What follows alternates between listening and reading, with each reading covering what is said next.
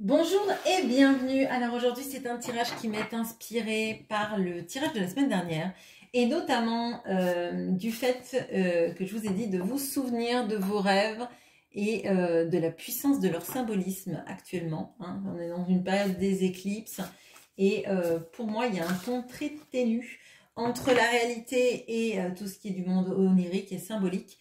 Donc je pense qu'on a des informations qui circulent aisément d'un endroit à un autre. Alors, si on exclut bien sûr tout ce qui est psychanalytique des symboles du rêve, là, moi, ce que je vois, c'est vos rêves vraiment très étranges, symboliques. Pas le fait de revivre une journée en rêve, parce que ça, bon, bah, finalement, c'est un process du cerveau. Mais s'il y a des rêves comme ça qui vous paraissent très étranges, vous avez une sensation étrange au réveil, soit vous êtes très bien, soit vous vous posez beaucoup de questions, ça fait naître des interrogations, soit ça vous dérange aussi. Je pense que c'est intéressant de s'y attarder et on va aller regarder ensemble le message principal de ces rêves. Et d'ailleurs, je tenais à vous remercier pour votre analyse de mon rêve. C'était vraiment très intéressant, donc merci à vous. C'est toujours très intéressant et enrichissant d'échanger avec vous en commentaire. Alors, là, la puissance des rêves vient de l'apprentissage. Donc, tirez les leçons de ce que vous vivez en ce moment même et vous vous sentirez vivifié et plus confiant. Donc, on a vraiment cette notion-là du rêve qui nous apprend quelque chose, de la leçon de vie par le rêve, donc de son pouvoir à vous enseigner quelque chose, à vous enseigner et aussi à être une sorte de, je dirais, de photographie de là où vous en êtes, ce que vous avez vécu, des petites choses effectivement qui titillent. Alors là, vous voyez, par exemple, c'est un château de cartes. On a l'impression qu'il y a des morceaux, des cartes qui se sont écroulées parce qu'elles n'ont pas été posées correctement. Ça ne veut pas dire que le château, il est cassé. Ça veut dire juste que on n'a pas bien posé certaines bases, un peu à la manière de la tour. Donc, les bases ne sont pas bien posées, donc elles s'écroulent. Pour autant, il reste encore plein de choses. Donc, on va pouvoir construire un étage supérieur. On va pouvoir faire des fondations un peu plus solides. On va réfléchir à ce qui n'a pas fonctionné pour construire mieux. Donc, pour moi, là, le rêve, c'est le pouvoir de faire un bilan de ce qui marche, de ce qui ne marche pas, de voir là aussi où vous en êtes, vous, de votre construction de vie, d'accord? Est-ce que ce qui s'est écroulé, c'est quelque chose de nécessaire et d'essentiel à votre vie ou c'est quelque chose d'annexe? Annexe, on s'entend, si c'est l'amour de votre vie, que ça ne se passe pas bien, on ne va pas le traiter d'annexe, mais il y a quelque chose là-dedans. Alors, on a le livre. Donc le livre, il va nous parler d'apprentissage aussi, il va nous parler de secrets aussi, et là on dirait un peu une vanité. Alors, est-ce que tout a été dit dans vos relations avec les autres? Est-ce que vous avez tiré tous les enseignements que vous deviez en tirer? Est-ce que vos rapports sont sans secret? Je dirais ça c'est intéressant. Alors sans secret, je ne parle pas du petit jardin intime. Je parle, est-ce qu'il y a des choses que vous n'osez pas dire aux autres de peur de les vexer, de peur de les perdre? Est-ce que l'on vous a tout dit d'une relation? Est-ce que vous avez tous les tenants et aboutissants? Ou est-ce que finalement vous avez un peu, à la manière de ce château de cartes, échafaudé des théories, et des théories qui sont plus ou moins, comme on n'a pas tous les éléments, parfois bien, elles tiennent debout, et puis parfois elles sont un peu fumeuses, elles sont un peu destructrices aussi, peut-être pour vous. Alors, qu'est-ce qu'on peut me dire justement sur ce que les rêves viennent vous délivrer comme message en ce moment? On a le 2 de denier avec Cendrillon. On a le hiérophante, encore l'apprentissage. Bon, et le monde, magnifique. Bon, alors vraiment, là, il y a un enseignement à tirer. Je vous invite à avoir un petit carnet à côté de vous la nuit, parce que je pense que là, outre... là, je ne le sens pas comme la version créatrice et de la créativité, tout simplement, des rêves. Là, je le vois plutôt comme le moyen d'apprendre, le moyen aussi de remettre en place ces idées, très clairement. Là, par exemple, si vous avez des petits blocages dans le travail, sur peut-être des choses que vous n'arrivez pas dans le cœur de l'action à dénouer, très clairement, vos réponses, vous allez les avoir dans les rêves. C'est certain, parce que le livre, l'apprentissage, le hiérophante, on a vraiment le message qui passe. Hein, le message qui passe, on vous délivre très clairement le message. Et pour moi, il est précis. Alors, je vous dis, il est précis et je vous parle aussi de la symbolique des rêves. Mais à mon sens, il y a en fait tous les points décodants pour dénouer le fil. Hein. Là, à mon sens, là. On a aussi le monde. Alors, le monde, là, en l'occurrence, pour moi, le monde, dans ce tarot-là, on dirait la papesse. Hein. Elle ferme les yeux, elle a une chouette, elle a le symbole de la Wicca. Pour moi, vraiment, c'est un monde qui est une grande prêtresse. Donc, se fier à son intuition, le corréler au monde, les rêves, l'intuition, le monde caché, en plus avec cette notion-là du livre, vous avez toutes vos réponses. Vous avez toutes vos réponses aussi, peut-être sur la propension à toujours essayer de temporiser et de ménager des situations. Vous vous engagez sur une situation, mais vous ne voulez pas perdre une autre. Vous avez peur un petit peu peut-être de vous affirmer pour pas heurter, pour pas blesser. Peut-être que c'est vous qui ne dites pas tout pour ne pas faire du mal, pour ne pas blesser, pour essayer de préserver un petit peu tous les éléments d'une situation. On a cette notion-là. Là, si l'on exclut le fait que cette carte ressemble à la prêtresse et que ce soit le monde, il y a une notion d'accomplissement personnel.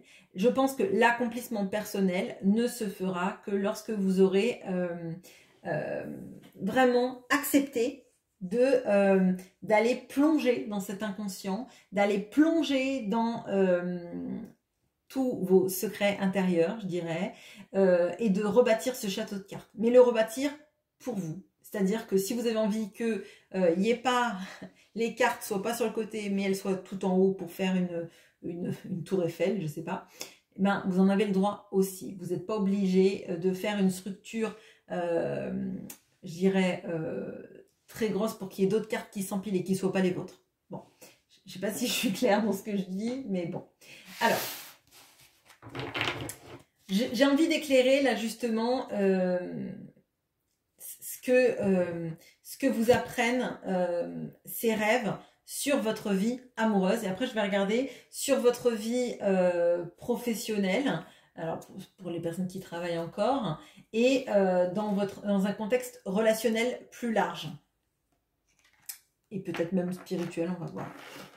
Je vais bouger tout ça. Allez, qu'est-ce que ça vous apprend dans votre vie amoureuse, ces rêves-là? Quel est l'enseignement tiré?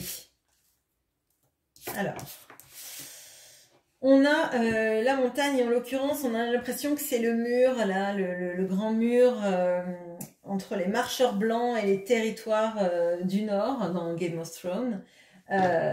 Alors là, j'ai l'impression que sentimentalement parlant, je vais regarder avec les autres cartes, mais il y a une sorte de sensation de quelque chose d'impossible, ou en tout cas de rendu difficile. Hein.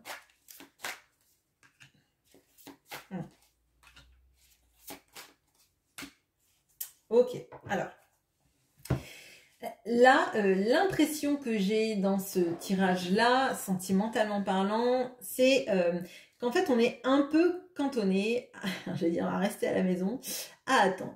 Bon, là, pour moi, on a la personne qui est d'un côté du mur, alors on va dire, elle est du mauvais côté, du mauvais côté, elle est vers les marcheurs blancs et les sauvageons, et de l'autre côté du mur, il y a cette notion-là de pouvoir dire qui on est. Vous voyez,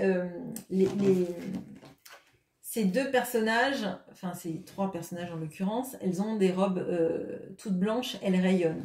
Ce personnage-là, il est à l'intérieur en mode enfermé, d'accord, avec une robe noire. On a l'impression que y a de l'eau qui coule dans sa maison, d'accord? Et à mon sens, c'est les deux parties de vous. Peut-être que c'est même les deux parties de ce deux deniers. On a énormément de pouvoir, on a énormément de charisme, on a énormément de pouvoir de séduction, même de feu intérieur. On est capable de plaire, on est capable de séduire, on est capable de rencontrer le grand amour. Peut-être que vous l'avez déjà rencontré. Mais on reste enfermé à attendre avec les émotions qui débordent et on attend. Ok, là j'ai la chanson de Jean-Jacques Goldman. Elle attend que le monde change, elle attend inexorablement, elle attend que l'horizon bouge. Voilà, je sais plus, bah, ça doit être, elle attend, je pense, je suis pas sûre. Bon, là, donc j'ai l'impression que c'est les deux côtés du mur, d'accord? Quel est le choix que l'on fait?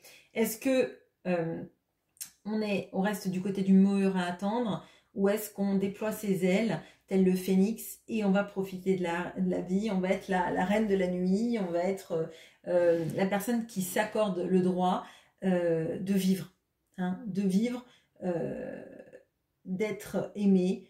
On s'accorde aussi le droit au pardon de s'être peut-être trompé, d'avoir fait peut-être aussi des erreurs, hein, d'avoir peut-être trop attendu aussi, d'être un peu gâché. Hein.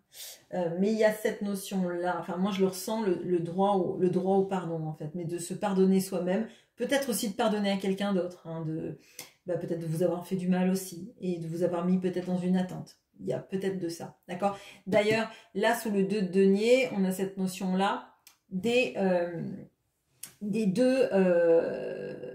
deux montres à gousset, vous voyez, on fait l'équilibre et pourtant on perd du temps. Donc là, il y a cette notion-là, la connaissance du fait que vous avez le droit de vous pardonner, que vous avez le droit de pardonner à l'autre et que c'est pas pour autant que ça doit vous laisser dans une situation où en fait vous vous sacrifiez. Vous êtes du mauvais côté du mur, vous avez l'eau qui va inonder votre maison, qui ressemble d'ailleurs à un vieux cadre.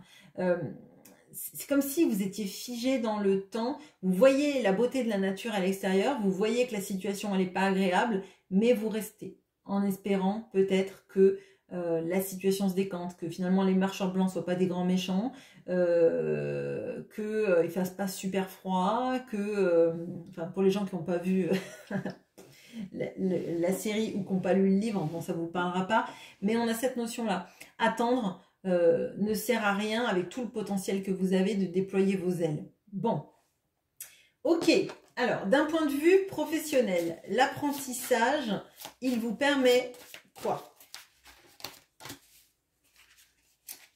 Ok, alors vous ne voyez pas, on a l'hélice. Professionnellement parlant, ces rêves vous apprennent quoi? Magicien, magnifique. Oh! Ah, ok, bon. Ok. Alors, on a le magicien. On a le 8 de denier.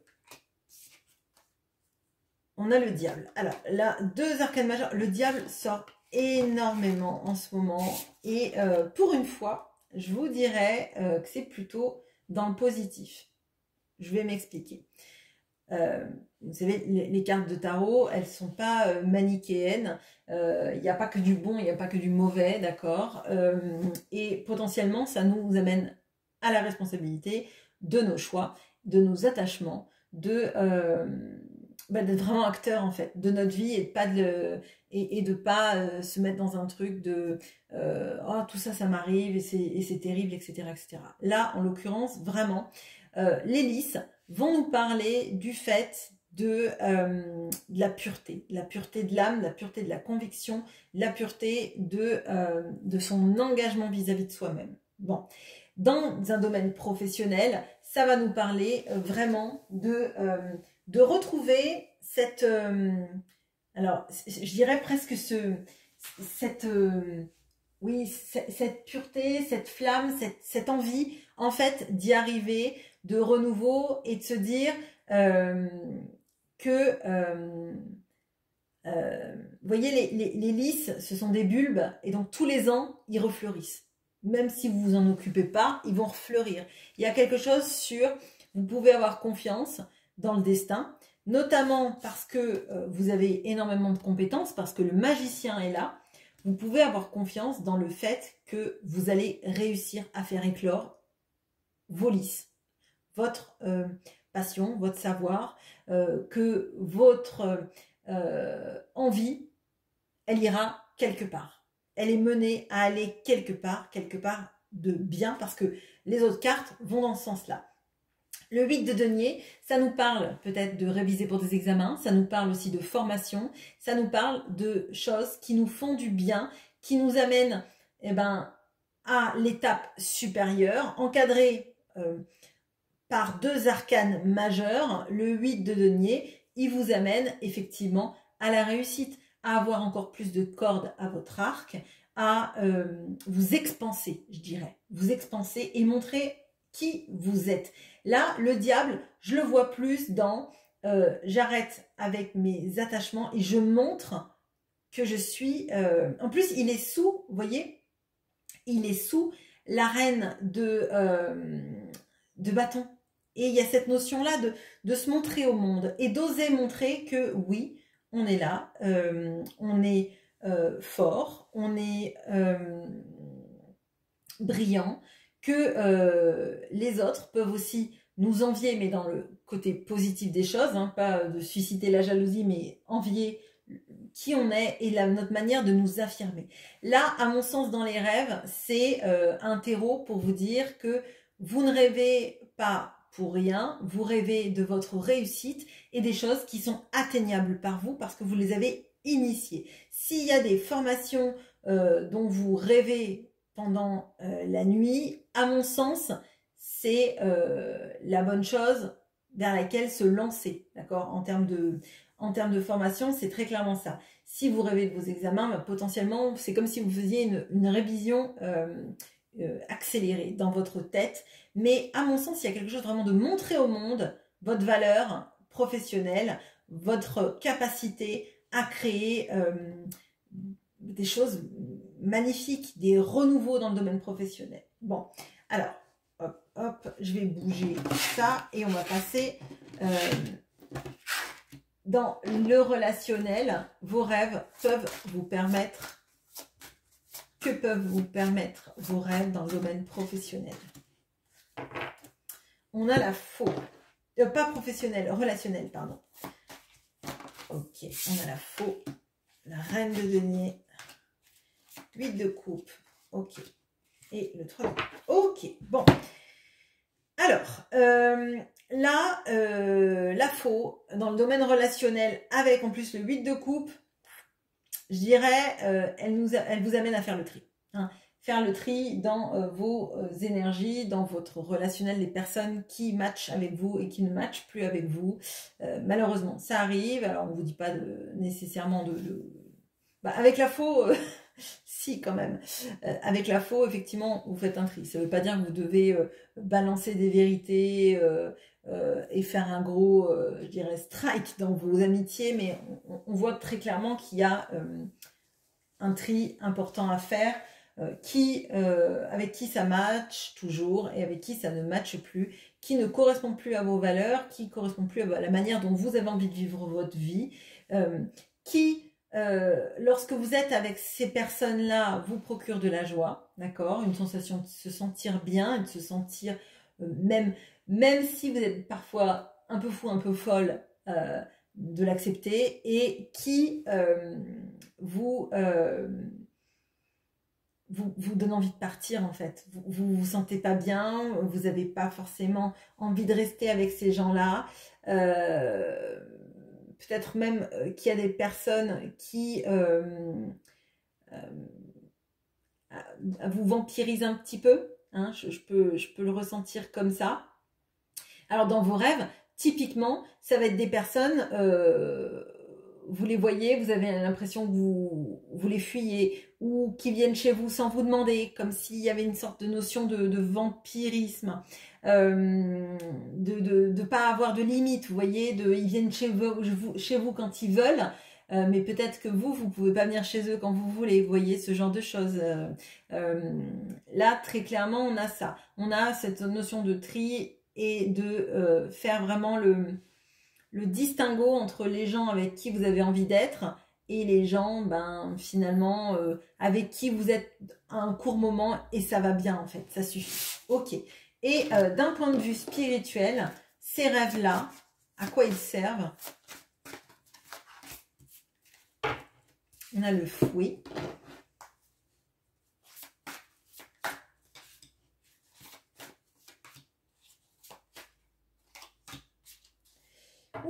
Alors, on a le fouet, on a le 7 de bâton, on a l'as d'épée et on a l'étoile. Alors là, il y a vraiment quelque chose sur, et je pense que c'est corrélé aussi avec cette notion-là du relationnel, peut-être même amoureux aussi, hein, c'est peut-être lié, mais on a cette notion-là de défendre son point de vue. Et d'un point de vue spirituel, je dirais, quand on s'ouvre à une certaine forme de spiritualité, ça dérange. Il y a des gens qui n'acceptent pas parce qu'ils sont cartésiens et qu'ils n'acceptent pas que vous ne soyez pas comme eux. Il y a des gens qui sont cartésiens et qui vous laissent vivre votre vie et qui vous aiment quand même et qui acceptent que vous soyez comme vous êtes et qui ne vont pas vous juger pour ça. Et il y a des gens, en fait, qui ont toujours un avis sur tout et qui sont promptes à vous juger, à vous dire comment vous devriez penser, etc. Et à mon sens, là, dans le spirituel, il y a une élévation de votre niveau de conscience. Hein. Ça ne veut pas dire que vous avez la vérité, mais en tout cas, vous avez celle que vous voulez garder, on va dire.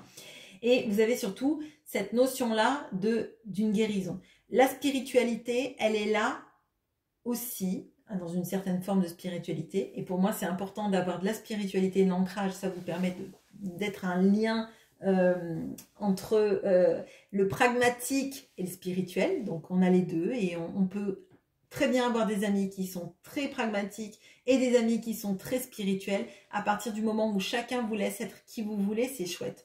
Mais là, moi, ce que je ressens, c'est une continuité de ça. C'est si on ne vous laisse pas être qui vous voulez, qu'on veut vous changer, qu'on n'accepte pas que vous puissiez parler des choses qui vous plaisent aussi. Si les autres parlent des choses qui leur plaisent, pourquoi vous n'avez pas le droit de parler de ce qui vous plaît? Et aussi, vraiment, pour moi, il y a une notion de vous affirmer. Il y a une notion de vous affirmer dans vos croyances. Alors, ça ne veut pas dire, bien évidemment, dire aux gens qu'ils se trompent, qu'eux n'ont pas raison et que vous possédez la vérité. Parce que alors là, c'est de l'ego spirituel et ça ne le fait pas. Mais à mon sens, affirmer qui vous êtes, affirmer qu'il y a des choses qui vous font du bien et que peut-être que c'est peut-être trop barré pour certains, mais ça n'empêche pas que vous, ça vous fait du bien. Et que dans votre vérité, et peut-être que ce sera qu'une vérité momentanée, en tout cas, ça vous aide à passer des étapes. Et rien que pour ça, en fait, ces rêves, cette spiritualité, les choses que vous voyez et les symbolismes que vous pouvez trouver dans vos rêves, si ça vous aide, vous, à vous guérir de plein de choses dans votre vie, ben rien que pour ça, vous devez vous affirmer vis-à-vis de ça. Et de ne pas vous laisser, en fait, écraser par l'opinion qu'ont les gens. Vous, si ça vous fait du bien, si ça vous permet de trouver des déclics en vous, dans votre vie, de trouver les clés dans votre vie, hein, les clés qui vous aideront vous, peut-être que ce sera que temporaire, peut-être que vous aurez besoin de ça pendant, je ne sais pas moi, 1 mois, 2 mois, 3 mois, et que vous passerez à une autre étape, à une autre manière de vous aider à guérir, une autre manière de penser, etc. Mais ça aurait été, à mon avis, vous voyez, des petits checkpoints qui vous permettront d'avancer dans votre chemin. Et pour ça, en fait, vous en avez le droit. Et vous n'avez pas à vous faire marcher dessus ou vous faire dicter votre pensée. Et c'est pas parce que vous ne suivez pas forcément les routes préétablies qu'on a à vous jeter des pierres, qu'on a à vous dire que vous pensez mal, que vous sortez du cadre, qu'on a honte de vous, etc. etc. Voilà. Bah écoutez, j'espère que ce tirage vous aura plu. Je pense que vos rêves sont pleins d'enseignements et d'apprentissage. Que vous avez toutes les clés en vous de vos apprentissages et à ce point-là, à ce niveau-là, pardon, ayez confiance, ne vous laissez pas marcher dessus. Et si les gens ne vous comprennent pas, eh ben, mettez-les à distance un petit peu, le temps de vous recentrer sur vous. Voilà. Bonne journée à vous, à bientôt.